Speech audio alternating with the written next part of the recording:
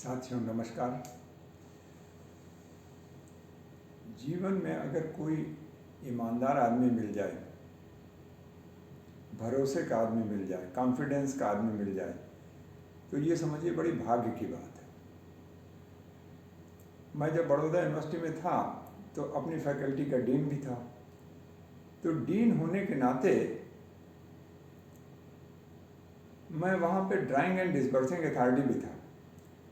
Drawing and disbursing authority का मतलब ये कि फैकल्टी के जो भी खर्चे होते थे वो मेरे सिग्नेचर से ही होता था। मैं जब चेक पे साइन करूँगा तभी जो है वो पैसा बैंक से निकलेगा। तो ये व्यवस्था थी। और कभी कभी मतलब सैलरी भी जो है वो मेरे ही चेक से, मेरे सिग्नेचर से दी जाती थी। तो कभी कभी क्या होता था कि मैं पहली तारीख को अगर किसी कारण से बड़ौदा में नहीं हूँ तो सैलरी में ये दिक्कत होती थी कि लोगों को फिर देर से मिलती थी। मान लीजिए हम 4 तारीख को लौट के आए या 5 तारीख को लौट के आए, तो हमारे हेड क्लर्क थे किरण भाई ओझा। तो उन्होंने ये राय दी कि आप ब्लैंक चेक पे साइन कर दिया करें।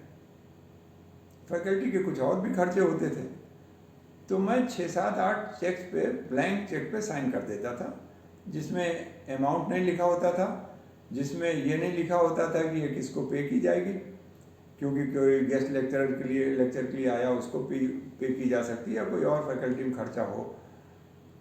और ये प्रक्रिया वर्षों चली, मतलब कोई समझिए कि 14-15 साल चली है कि जब मैं ब्लैंक चेक पे 6-7 ब्लैंक चेक पे साइन करके आता था। और हमारे जो हेड क्लर्क थे वो उन ब्लैंक चेक को जिसमें मेरे सिग्नेचर होते थे, ऑलरेडी हो गए होते थे, वो चपरासी को रखने के लिए दे देते थे। चपरासी को गुजराती में पटावाला कहते हैं।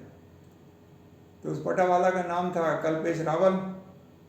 फिर वहाँ पे एक अरविंद नाम के पटावाला आए, फिर रुकेश रावल आए पटावाला। तो उन लोगों के कस्टडी में रखी रहती थी।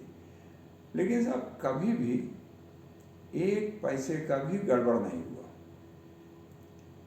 एक पैसे का भी गड़बड़ नहीं हुआ।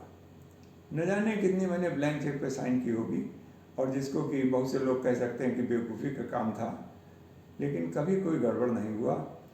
और ये तो मतलब भाग्य की बात है कि कुछ हमको ईमानदार लोग मिल गए जिसकी वजह से संभव हो पाया। इसी तरह के एक आध और बातें जो जीवन के अनुभव हैं ईमानदार लोगों के, वो अगले किसी वीडियो में बताएंगे। तब तक के लिए नमस्कार, धन्यवाद।